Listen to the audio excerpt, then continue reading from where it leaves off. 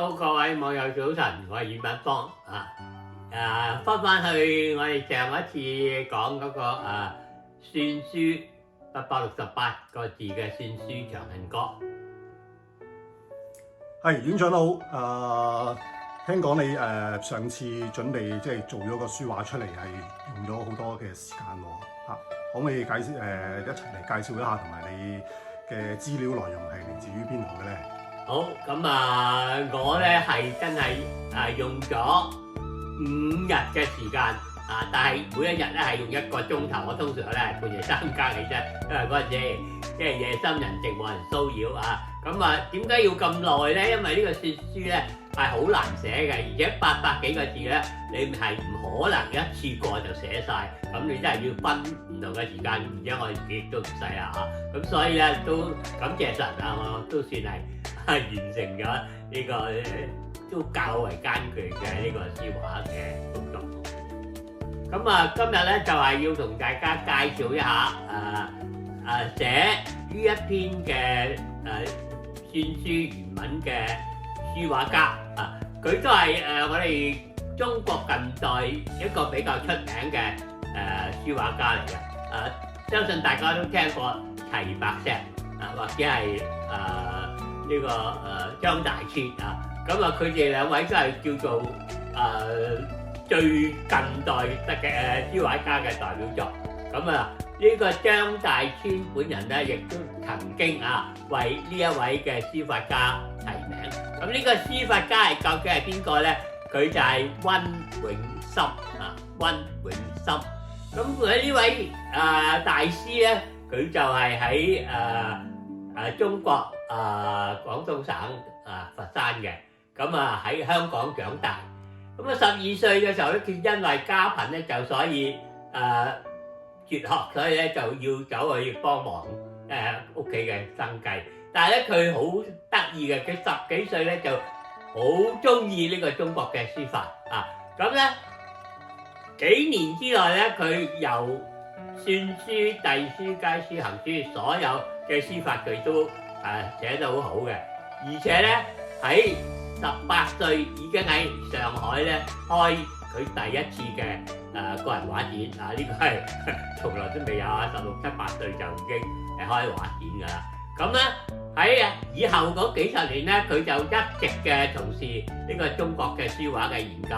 佢最擅長嘅咧就係呢個小楷咁佢呢個小楷嘅楷書有幾大咧？我話俾大家聽，佢可以喺一個郵票嘅後邊寫孝經郵票嘅後邊寫孝經。咁你知道郵票有幾大啦咁一陣間咧，我哋就會俾大家真係用近鏡睇下，即係佢嘅呢個我唔係我吹牛因為咧佢好中佢嘅畫裏邊咧好多時有動物嘅畫或者嗰啲植物昆蟲嘅畫咧，佢嗰啲昆蟲嘅鬚咧好多時佢都係用呢個好細嘅呢個蠅頭書就寫詩喺裏邊嘅。咁所以咧，我哋今日最緊要係介紹佢嘅書法我就係從佢嘅呢本書法裏邊咧，就得到呢個啟示所以話密林霧呢個868個字嘅呢個長恨歌嘅呢個寫法。咁好多謝我姨媽因為我姨媽，因為我姨丈係呢位書畫家嘅好朋友，咁所以咧佢就送咗俾我姨媽一本書。呢本書咧係非買品嚟嘅係相當值錢嘅亦都有人咧，我翻過呢個上網睇過咧，亦都有人曾經喺嗰個時候咧上網嚟到睇佢嘅書畫，欣賞佢嘅書畫。咁佢一共差唔多有去過30幾個國家去代表中國咧，因為台灣呢個文化部咧係做呢個巡迴大使嘅演出咁荷里活咧亦都曾經特別邀請佢去拍攝咗一種畫畫同埋教學嘅一個題材。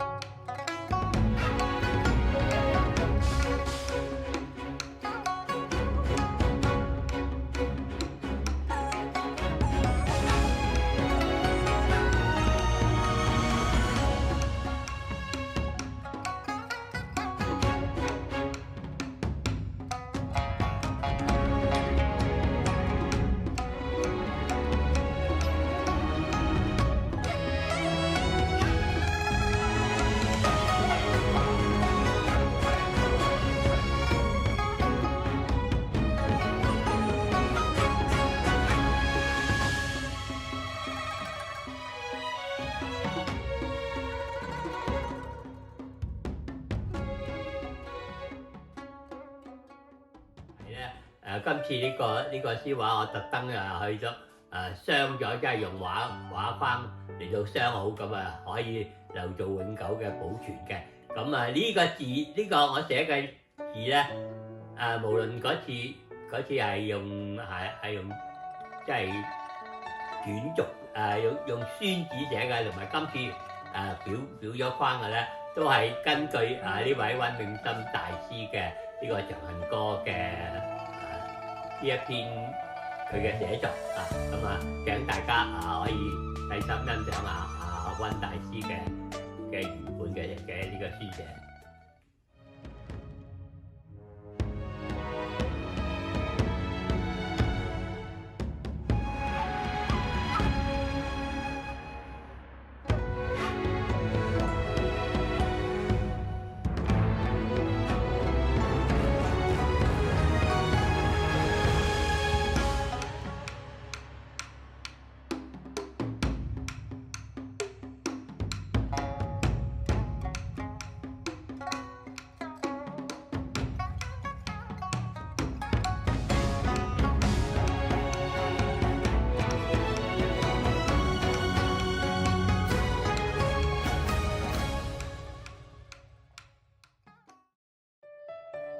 好咁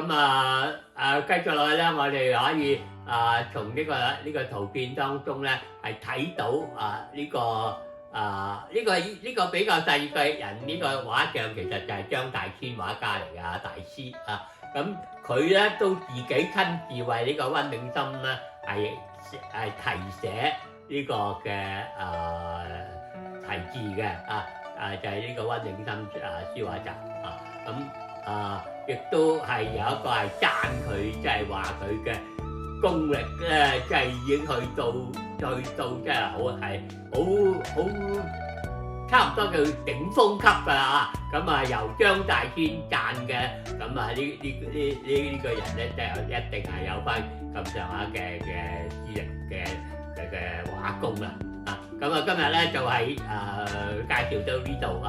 我希望下次如果再有機會嘅話咧，或者同大家再睇下其他嘅書畫嘅欣賞，多謝。